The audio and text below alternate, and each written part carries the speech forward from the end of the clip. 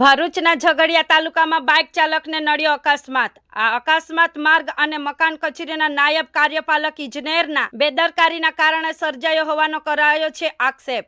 જાણવા મળી રહ્યું છે કે આ અકસ્માત ઝઘડિયાના પડવાણિયા રાજપાડીના માર્ગ ઉપર સર્જાયો છે, જેમાં ઝઘડિયાના ખારિયા ગામના દંપતીને અકસ્માત નડતા મહિલા ગંભીર રીતે ઈજાગ્રસ્ત થયા છે। જેમાં ઝઘડિયાના ખારિયા ગામના દંપતીને અકસ્માત નડતા મહિલા ગંભીર રીતે ઈજાગ્રસ્ત થયા છે। જો કે આ મહિલાને સારવાર અર્થે અવિધા આરોગ્ય કેન્દ્ર ખાતે 108 દ્વારા ખસેડવામાં આવી છે।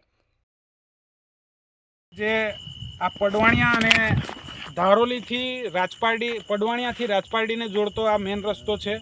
આ રસ્તા પર અમે વારંવાર રજૂઆત કરી હતી કે પડવાણિયા પાસે, પડવાણિયા અને નવી વસાહત જે છે એની વચ્ચે જે નારું છે એ નારાની અંદર માટી નાખીને પુરાણ કરેલું હતું, એમાં જીએસબી નથી નાખેલું। અમે એની લેખિત રજૂઆત કરી છે, મૌખિક રજૂઆત કરી છે, જિલ્લા કલેક્ટરને રજૂઆત કરી છે, માર્ગ મકાન વિભાગના સાહેબને રજૂઆત કરી છે, ધર્મેશ સાહેબને અમે લેખિતમાં રજૂઆત કરીને આ ખાડા વિશે માહિતી આપી આવ્યા હતા। પરંતુ આજ દિન સુધી કોન્ટ્રાક્ટરની બેદરકારીના કારણે આ જો નિર્દોષ લોકોના જીવ જાય એવી પોઝિશન છે। આજે આ અકસ્માત થયો છે। આ ભાઈ ખારિયાના ભાઈ છે, શું નામ છે ભાઈ તમારું? નટવરભાઈ ઠાકોરભાઈ।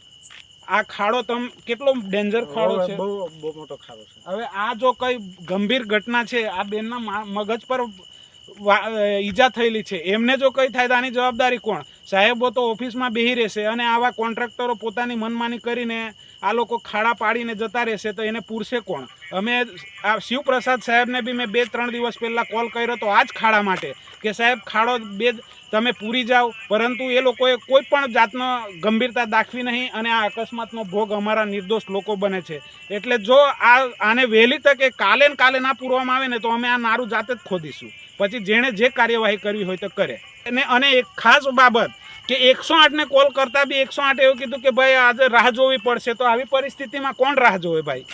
એટલે 108ના એમને પણ અમારી સરકારને બી વિનંતી કે જોવે તો 108ની સંખ્યા વધારો। એક તો રસ્તાઓ સારા નથી, અકસ્માતો થાય તો 108ની થોડી રાહ જોવાય ભાઈ। એટલે હું સરકારને વિનંતી કરું છું કે આની પર ગંભીરતા દાખવો। રિપોર્ટર શશિકાંત વસાવા, ઝઘડિયા, હર હંમેશ સત્યની સાથે।